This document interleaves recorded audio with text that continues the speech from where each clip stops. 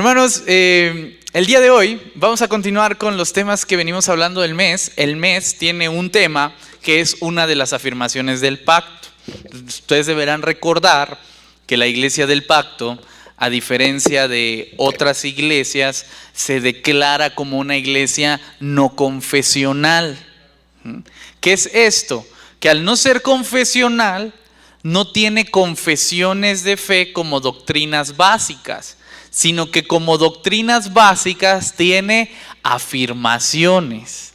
Una de esas afirmaciones es la centralidad de la palabra. Si ustedes son parte de la iglesia del pacto, debieron haber leído las afirmaciones de la iglesia del pacto. Si no las han leído, con todo gusto acérquense a mí, yo se las proporciono para que puedan leerlas. ¿Ok?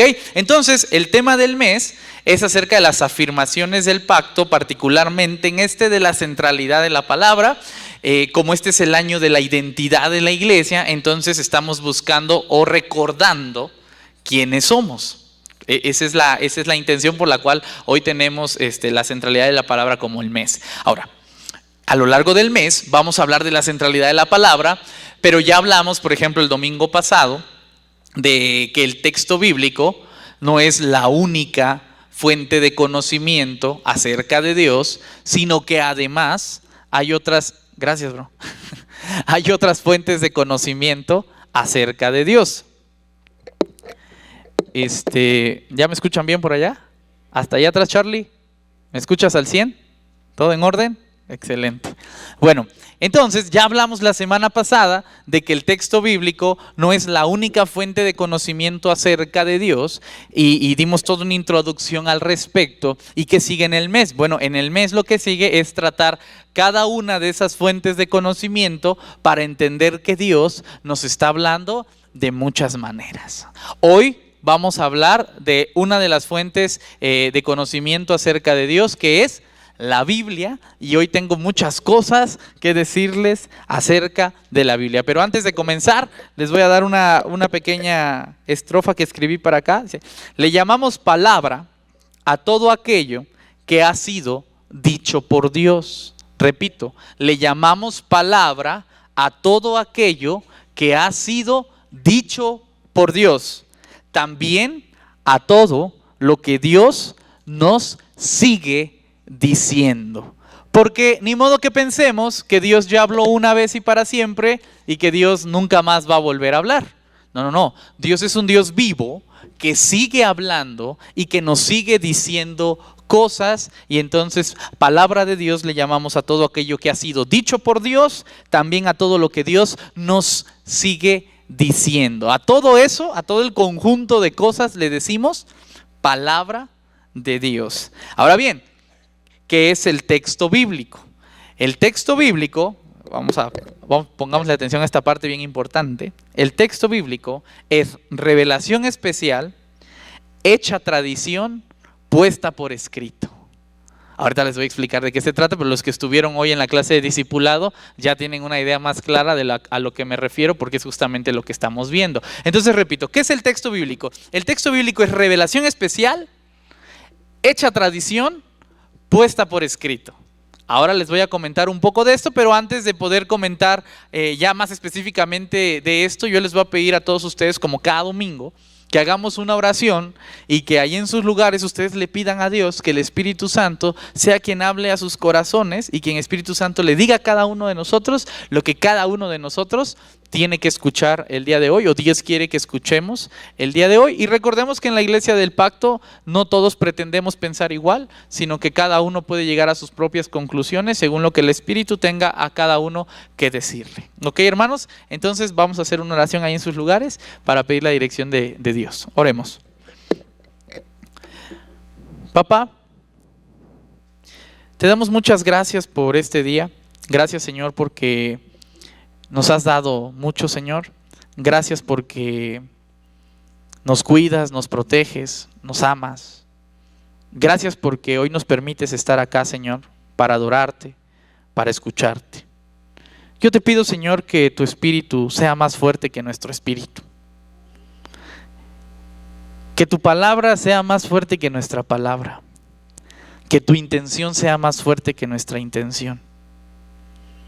Y que lo que tú quieres de nosotros sea más fuerte que lo que nosotros queremos de nosotros. Porque si de nuestra voluntad se tratara, hubiéramos dicho lo que sea, hubiéramos inventado lo que sea y nos hubiéramos destruido entre nosotros. Pero como esto se trata de ti, yo te pido, Señor, que tú seas quien dirija todo y que tu Espíritu nos lleve a cada uno de nosotros a escucharte a ti. No escuchar al pastor y no escuchar nuestros corazones, escucharte a ti. Y que tú seas quien nos hable en esta mañana. En el nombre de Jesús, amén. ¿Qué es el texto entonces? Revelación especial, hecha tradición, puesta por escrito. Esto se va a poner muy bueno. Vamos a ir definiendo conceptos. ¿Qué es la revelación especial?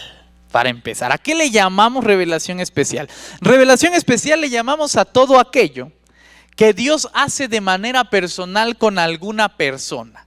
Ejemplos de revelación especial en la Biblia. Ejemplo número 1, Abraham. Estaba un día Abraham tranquilo y de repente ve a 2 ángeles que se le acercan y le dan una noticia. Eso es revelación especial, algo solo para él. Ejemplos de revelación especial. Estaba Moisés un día pastoreando a las ovejitas.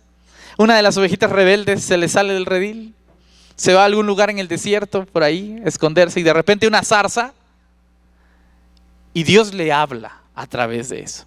Revelación especial es imaginarse a Saulo de Tarso en su caballo, a punto de ir a matar a muchos judíos que ya eran cristianos, y entonces se le aparece una luz, cae y Dios le habla. Revelación especial es todo aquello que Dios hace para comunicarse de manera personal o especial contigo y darte algún mensaje. Y la Biblia está llena de revelaciones especiales.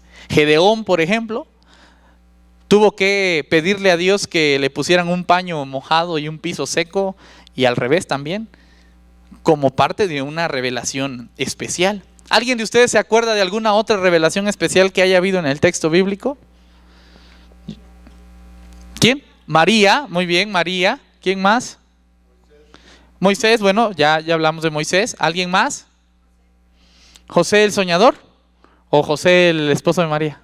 Los dos, ¿no? Ya, pues, por si las moscas, todas las anteriores. Sí, está muy bien, José, claro que sí. ¿Alguna otra? David, Sara, Noé, muy bien. Hay muchos ejemplos de revelación especial en el texto bíblico. Ahora vamos a ir entendiendo un poquito esto.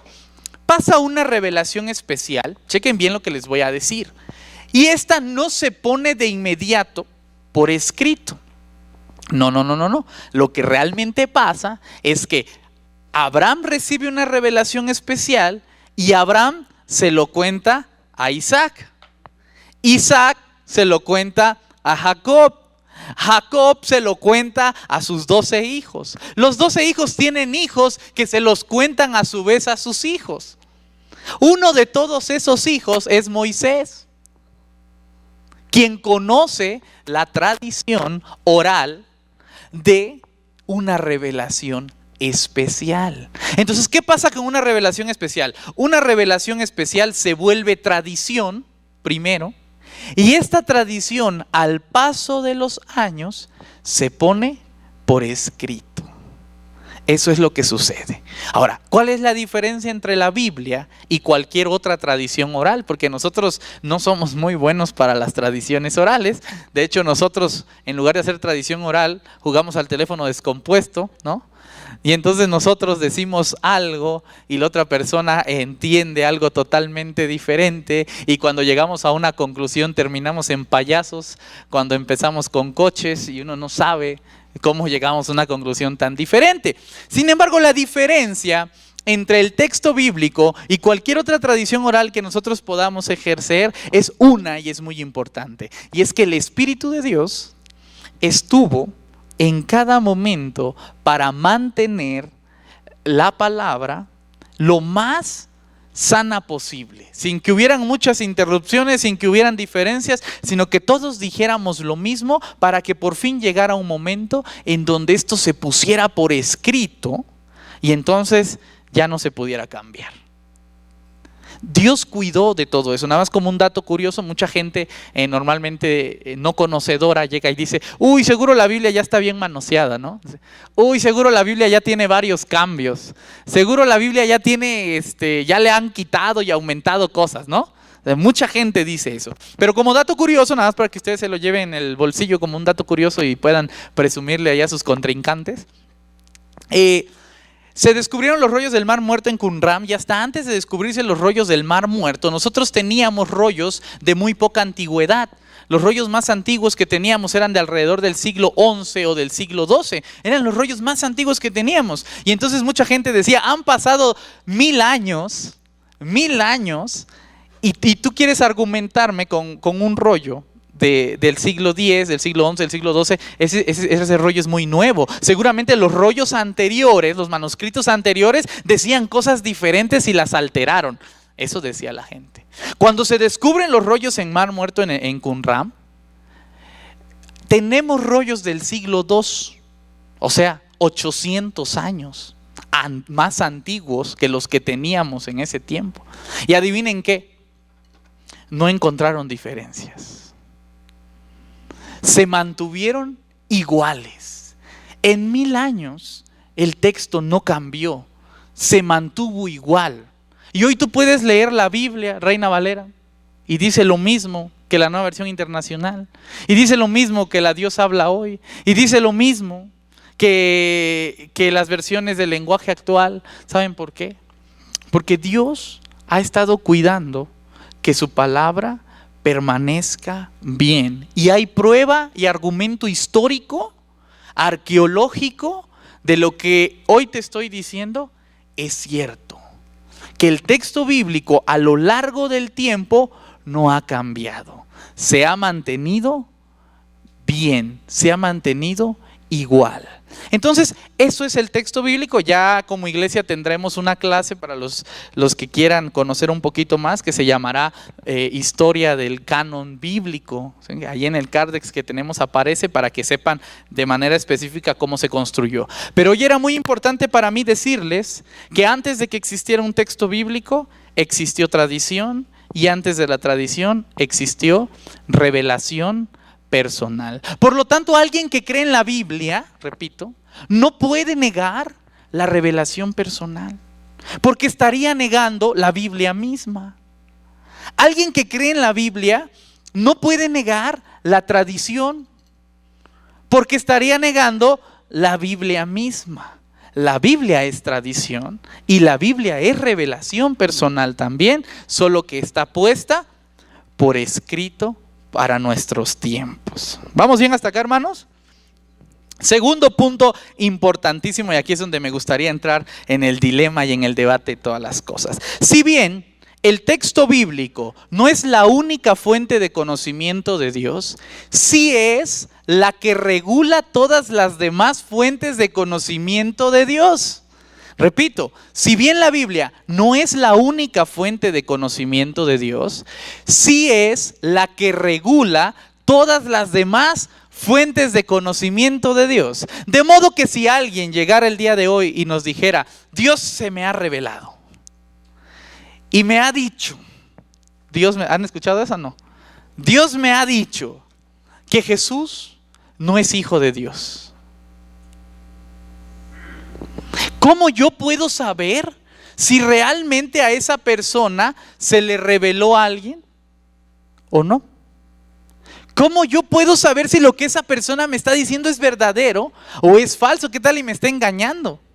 ¿Quién me asegura a mí que de verdad un ángel se le apareció a esa persona y le dijo que Jesús no era hijo de Dios? ¿Cómo lo podemos saber? Muy sencillo. Vamos a la fuente que regula a las demás, que es el texto bíblico. Y el texto bíblico dice que aunque un ángel se te apareciera y te dijera que otro evangelio, este sea anatema. ¿Sí? Regresas al texto bíblico para regular las demás fuentes de conocimiento, porque no pueden estar contrariadas, tienen que estar en un acuerdo en común.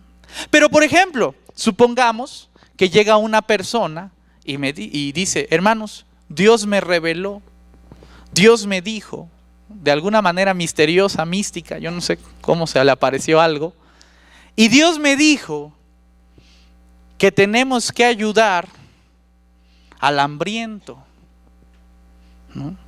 Porque hay mucha gente pobre y tenemos que ayudarla. Entonces tú vas a tu fuente de conocimiento que regula las demás fuentes de conocimiento, que les llamamos Biblia, y tú checas en la Biblia a ver si lo que esta persona está diciendo contradice el texto o está a favor del texto. Y entonces tú te encuentras con que Jesús dice: al que tenga hambre, denle ¿qué? Y entonces tú puedes decir: estoy de acuerdo con lo que tú estás diciendo. Es muy sencillo, funciona de manera muy sencilla. Pero para esto necesitamos dos cosas. Cosa número uno, tómenle nota. Si no, ahí está guardado en el video, ¿no? Ahí hay para donde me acusen sin problema.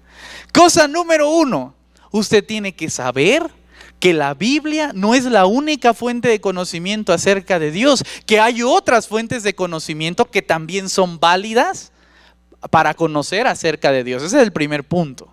Segundo punto, usted tiene que conocer la Biblia para que usted sepa diferenciar cuando alguna otra fuente está diciendo algo contrario o a favor de la Biblia. Porque si usted no conoce su Biblia, pues entonces usted se va a creer cualquier cosa que le digan, ¿no?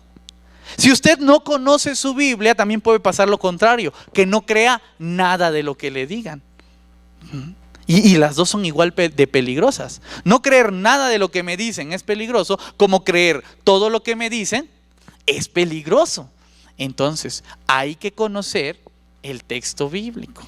Si no lo conocemos, hermanos, estamos en serios problemas. ¿Cuántos de nosotros nos hemos dado a la tarea de leer por lo menos una vez en toda nuestra vida todo el texto bíblico para saber de qué se trata? Porque yo no sé si a ustedes les ha pasado, pero de repente tienes una novela muy interesante y estás leyendo la novela y entonces tú juras que por todo lo que has leído, el asesino es el esposo, ¿no? Entonces, estoy seguro que el asesino es el esposo y yo estoy esperando llegar a las páginas finales porque ahí voy a descubrir que mi teoría es verdadera y que quien asesinó fue el esposo.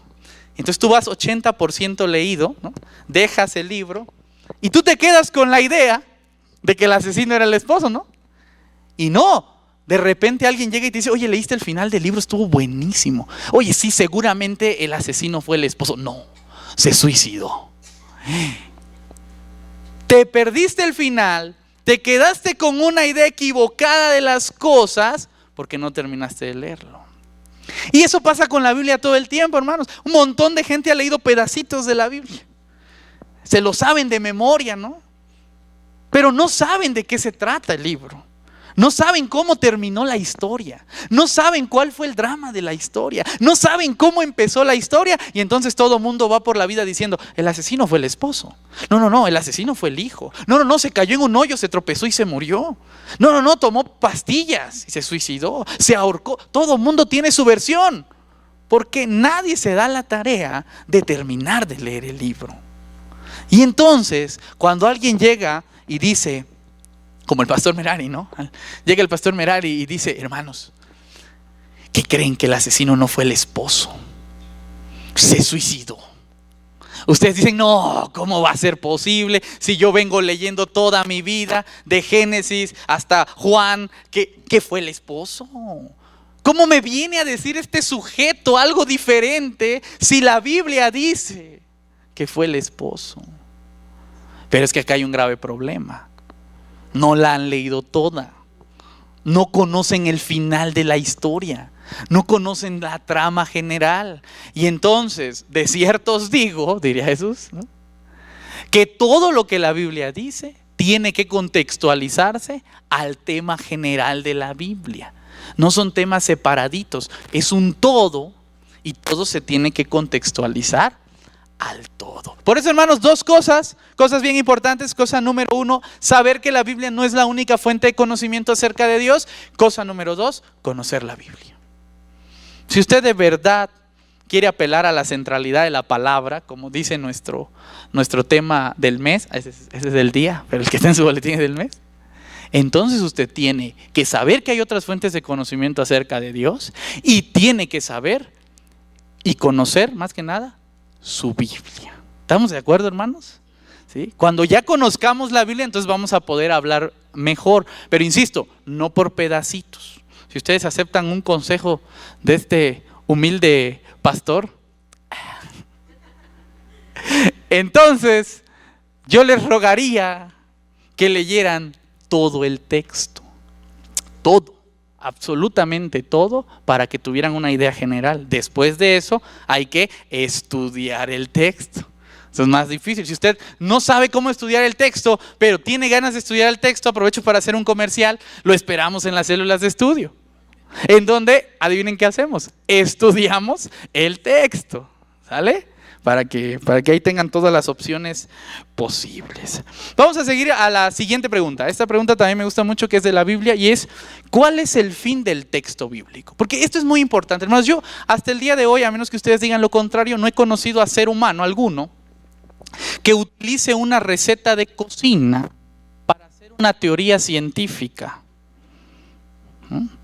Todavía no conozco a alguien en el universo que utilice un poema para construir un coche. ¿No? Yo no conozco, yo no sé ustedes, pero yo siempre dejo a vuestra consideración. Yo no conozco todavía a una persona que utilice, por ejemplo, un libro, digamos, de un manual, ¿no? para construir algo, o sea, un manual del refrigerador para hablar de historia. ¿No? Sin embargo, sí conozco a mucha gente que usa la Biblia para hablar de ciencia. Sí conozco a mucha gente que usa la Biblia para hablar de historia. Sí conozco a mucha gente que usa la Biblia, ¿no? para hablar de economía, por ejemplo. Bueno, es de geografía, sí se vale, pero es que de las anteriores no. Y les voy a explicar por qué. Porque la Biblia tiene un fin y en los otros fines no tiene autoridad. Eso está bien. Entonces, si no nos ponemos de acuerdo y no nos entendemos bien, me van a volver a linchar. Pero voy a repetir bien para que quede claro, ¿sale? La Biblia tiene un fin y sobre ese fin tiene toda la autoridad. La Biblia, fuera de ese fin, no tiene autoridad. Hermanos, ustedes les reto a que hagan un pastel leyendo la Biblia. Saquen la receta del pastel en la Biblia, ¿no? Saquen la receta de la barbacoa en la Biblia. Hay borreguitos, un montón hay en la Biblia. Hagan barbacoa con la Biblia. ¿Por qué no se puede? Porque no es el fin de la Biblia enseñarte a cocinar. ¿Estamos de acuerdo? No es el fin de la Biblia enseñarte a cocinar. ¿Por qué la utilizamos para todo? No se puede. No es el fin de la Biblia enamorar personas, ¿no? Y ahí andan todos con sus textos bíblicos ligando, ¿no? Sí. Ahí descontextualizan unos textos y se los lanzan para conquistar a la chica. Como si porque es palabra de Dios, la otra persona, Dios va como que a meterse ahí, no va a decir su espíritu la va a conquistar para ti. No, hermanos, la Biblia tiene un fin. Y hay que aprender a usar el texto para su fin. En ese fin tiene toda la autoridad. Fuera de ese fin no tiene autoridad. Si usted me pone a la Biblia y me pone una receta de cocina para elaborar un caldo de pollo, ¿quién tiene la autoridad? La receta, porque es la que sabe hacer caldo de pollo, ¿no? La Biblia ahí no se mete porque no es su fin. Hay que aprender a entender los fines. Ese es el gran dilema. Hermanos, si vamos a hablar de una teoría cuántica, la teoría de cuerdas, la teoría del universo, del Big Bang o de cualquier situación, y está la Biblia, y está un libro científico, el libro científico tiene la autoridad porque fue creado para eso. La Biblia no tiene ese fin. No fue creado para eso. ¿Por qué la utilizamos para eso? La Biblia tiene un fin y es el que hoy vamos a platicar, pero no es todo. El fin directamente tiene que ver con Dios y su voluntad. Dios y su voluntad. Dios nos dejó su palabra para mostrarnos su voluntad, no para enseñarnos a cocinar, no para enseñarnos teoría científica, no para enseñarnos economía, no para enseñarnos historia. Dios nos dejó su palabra para mostrarnos su voluntad. Y ahí la Biblia tiene toda la autoridad, absolutamente toda la autoridad. ¿Me estoy explicando bien, hermanos? Porque no quiero que digan al rato que el pastor Merari dice que no hay que leer la Biblia. No quiero que digan el pastor Merari ni cree en la Biblia, un hereje. No, que quiero que se entienda bien lo que estoy diciendo, palabra por palabra. ¿Sale y vale? Vamos bien entonces. Ok, entonces ahora sí viene lo interesante. El texto, hermanos, debe de usarse bien. Ese es mi concepto con el cual yo voy a cerrar esta prédica. Ya di toda una introducción, qué es la Biblia, para qué sirve la Biblia, cómo se usa la Biblia, ya expliqué todo eso. Ahora quiero mostrarles cuál es el fin de la Biblia y por eso utilizo esta frase: la Biblia debe utilizarse bien. ¿Cómo puedo utilizar esto? Primero, segunda de Timoteo 2, 14, 15, que es la que utilizamos antes de la prédica, la lectura antes de la prédica, dice lo siguiente: recuérdales esto, exhortándoles delante del Señor que no contiendan sobre palabras. Repito, recuérdales esto. Señor, se los estoy recordando, estoy cumpliendo. Exhórtales delante del Señor que no contiendan sobre palabras. Hermanos, no contiendan sobre palabras. Señor, estoy cumpliendo. Ya les recordé, ya les exhorté. No contiendan sobre palabras. ¿Sí? No contiendan sobre palabras, dice la Biblia. Lo cual para nada tiene provecho, sino que es perdición de los oyentes. Entonces yo voy a seguir cumpliendo, hermanos, pues porque a mí me manda Deus a decirle cosas y pues yo tengo que hacerlas, ¿no? Hermanos, no contiendan sobre palabras, porque cada vez que ustedes contienden sobre palabras, hay gente que escucha, y cada vez que gente escucha, esa gente sale dañada. No tiene provecho. Hermanos, ¿de qué sirve que yo sea de Apolos, que yo sea de Cefas, que yo sea de Jesús, cuando todos estamos persiguiendo un mismo fin, el reino? ¿De qué sirve que todos pensemos diferente y que discutamos sobre lo que pensamos diferente porque queremos hacer que todos piensen como yo? Eso, hermanos, para nada tiene provecho. Dice la palabra de Dios, para nada tiene provecho.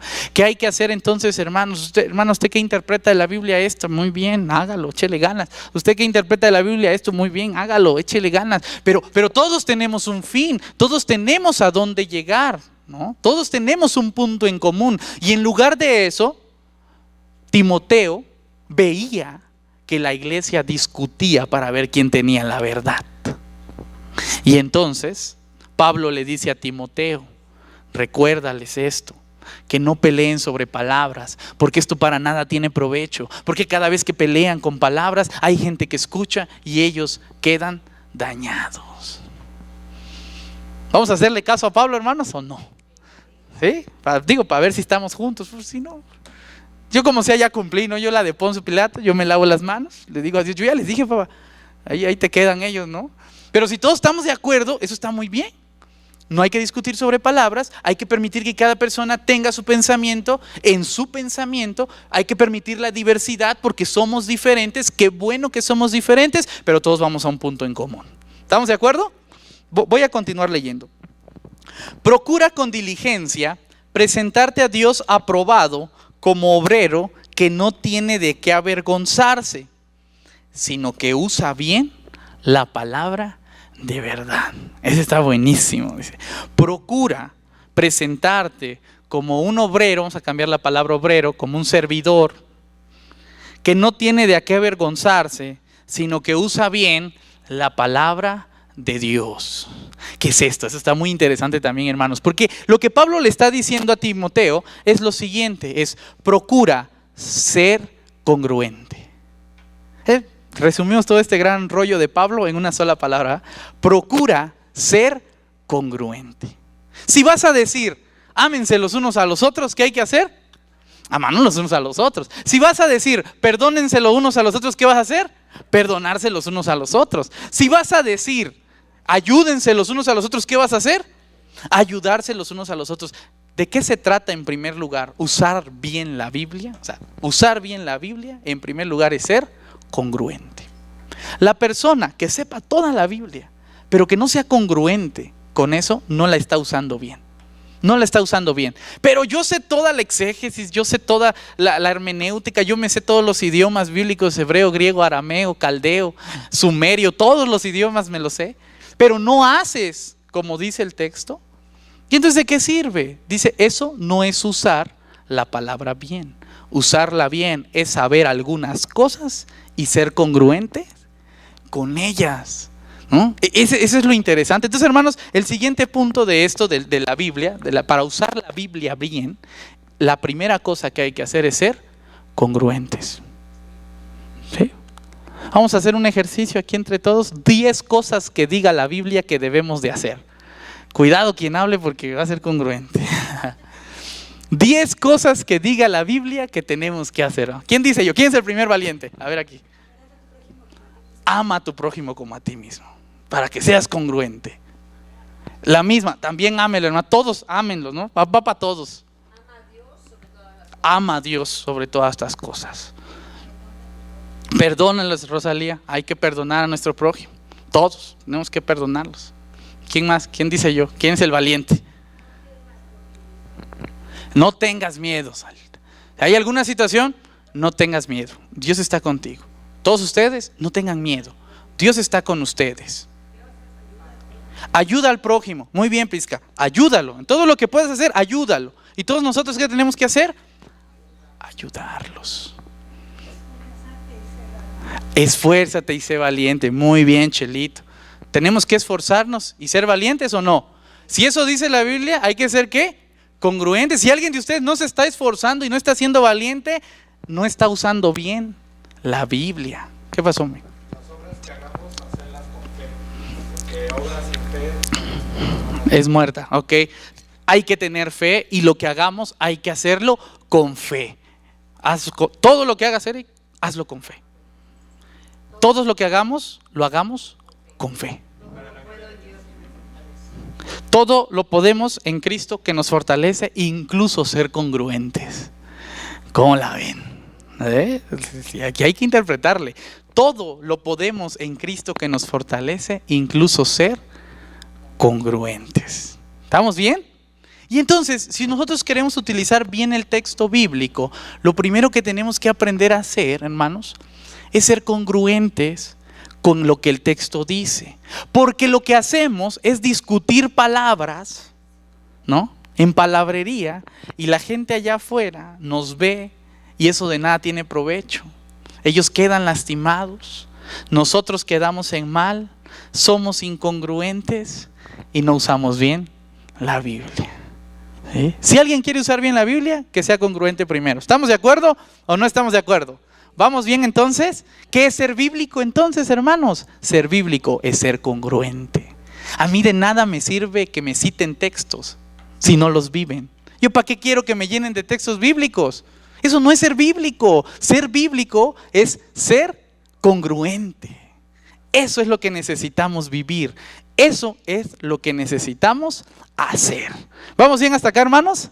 ¿Sí? Vamos bien. Muy bien, vamos acabando ya esta parte. Y Lenita, ¿nos ayudas a ponernos el texto bíblico que leímos en un principio? Ya dejamos el primer punto clave, que es ser congruentes. ¿Qué es usar bien la Biblia? Ser congruentes. ¿Qué es ser bíblico? Ser congruentes. Muy bien. Leamos pasaje por pasaje. Esta se me hace más fácil. Pero tú has seguido mi enseñanza. Ese concepto de doctrina, usted puede traducirlo mejor como enseñanza, porque doctrina ya tiene un prejuicio en nuestra cabeza. Es más genérico hablar de enseñanza. Pero tú has seguido mi enseñanza, conducta, propósito, fe, longanimidad, amor, paciencia. Pocas palabras, Pablo le está diciendo, has sido congruente, ¿no? O sea, le está diciendo, lo has hecho bien, ¿no? Lo has hecho bien, le está dando un like ahí a Timoteo. Sigamos avanzando un poquito. También dentro de eso, no solo hay cosas buenas, hay persecuciones, padecimientos como los que me sobrevinieron en Antioquía, en Iconio, en Listra, persecuciones que he sufrido y en todas me ha librado el Señor. Timoteo es una persona que está siendo congruente porque conoce todo lo que le ha pasado a Pablo. Lo sabe, lo ha visto, lo ha seguido, lo ha estado observando y de lo que ve, dice, bueno, estoy tratando de hacer eso. De hecho, la exhortación ahora de Pablo va en ese sentido, ¿no? Que no se trata solo de conocerme, se trata de hacerlo. ¿Sí? Sigamos. Y también todos los que quieren vivir piadosamente en Cristo Jesús padecerán persecución. Esto es algo que han dicho todos los cristianos, hermanos, y si hay algún pastor que les presente lo contrario, sea anatema.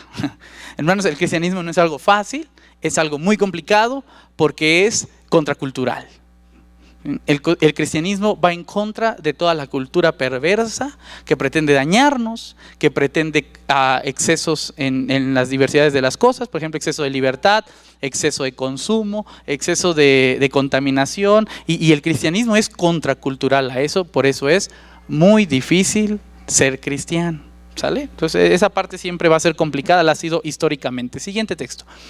Mas los malos hombres y los engañadores irán de mal en peor, engañando y siendo engañados. Sigamos, eso ya nos ha pasado, así que no hay mucho de qué decir. Pero persiste tú en lo que has aprendido y te persuadiste sabiendo de quién has aprendido. Esto es lo interesante del texto bíblico, que nos enseña a pensar en lo que creemos. No nos enseña a decir sí como borregos a todo. No. Chéquense la palabra que dice, y te persuadiste. Tú mismo te convenciste de lo que creías. Si tú mismo no te has convencido de lo que crees, estás en un serio problema, porque entonces tú estás creyendo lo que te contó el pastor, tú estás creyendo lo que te contaron tus papás, tú estás creyendo lo que te contaron tus abuelos, lo que te contaron tus bisabuelos, lo que te contaron las generaciones pasadas, lo que te dijo la iglesia, lo que te dijo la sociedad. Pero si tú no te has persuadido a ti mismo, estás en un serio problema, porque no es tu fe. Te estás colgando de la fe de otro. Y eso es muy grave, eso realmente ni siquiera es fe, eso es cultura, eso es tradición, eso es enseñanza, eso es un aprendizaje que tú has tenido, pero eso no es fe. Entonces tú puedes llegar y decir, ¿crees en Dios? Y tú dices, sí creo en Dios. No es cierto, no crees en Dios, crees en el Dios de tus papás, crees en el Dios de tu iglesia, crees en el Dios de tus abuelos, crees en el Dios de tus antepasados, crees en el Dios de la historia que ha contado, pero no crees en tu Dios. Es mentira, no crees. ¿Por qué? Porque no te has persuadido a ti mismo de lo que tú crees. Eso es bien grave también, hermanos, ¿no? Podríamos decir sí y por ahí puede que no. ¿Sale? Vamos a seguir leyendo este texto bíblico, quiero llegar al clímax de esto. Y que desde la niñez has sabido las sagradas escrituras, las cuales te pueden hacer sabio para la salvación por la fe que es en Cristo Jesús.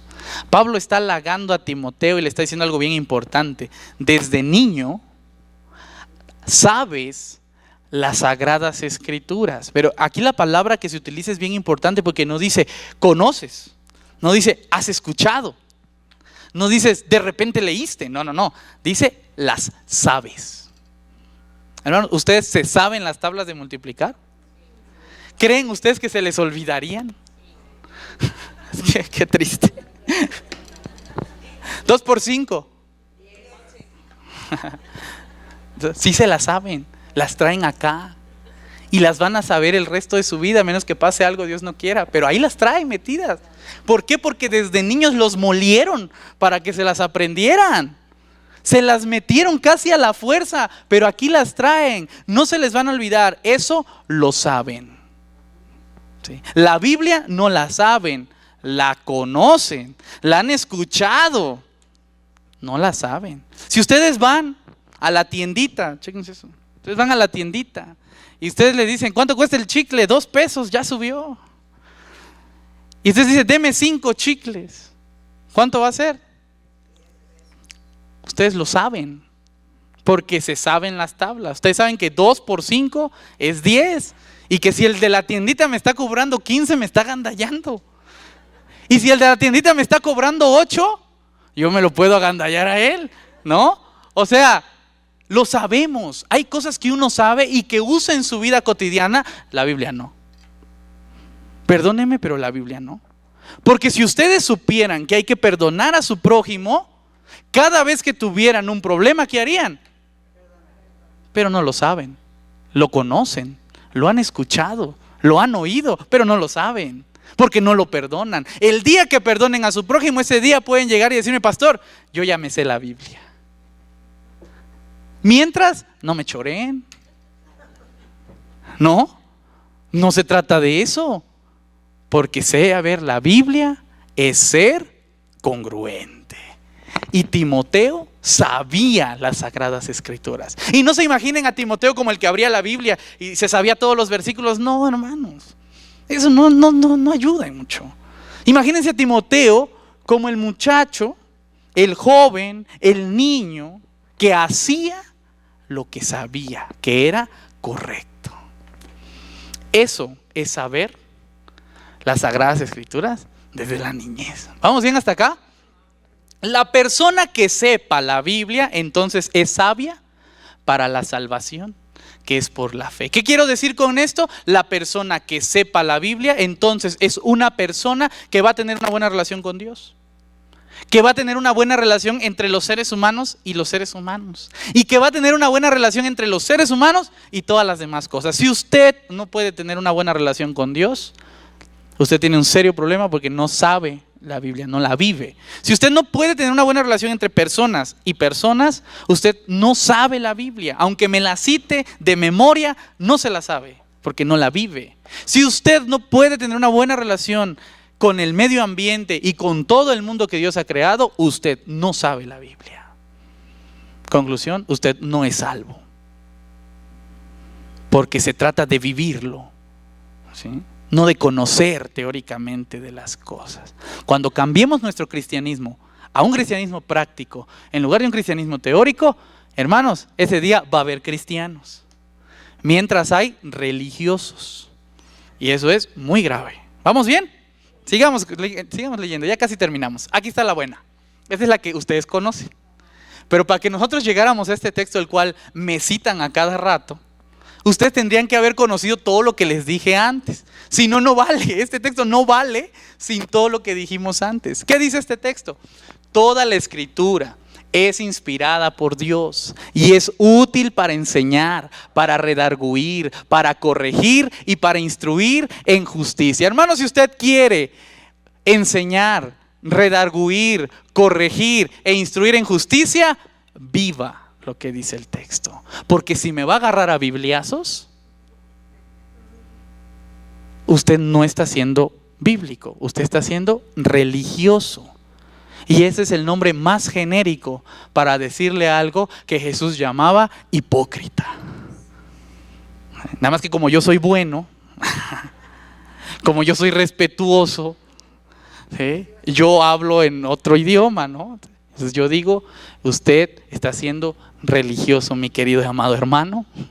Evitemos llegar a esos puntos, porque si hay un punto en el que tenemos que coincidir, es en el de ser prácticos, ¿no? En el de vivirlo bien, en el de darnos un abrazo, en el de amarnos, en el de perdonarnos, en el de caminar a un mismo objetivo, en el de respetarnos todos porque todos pensamos diferentes, y en el de saber que estamos juntos a pesar de nuestra diversidad.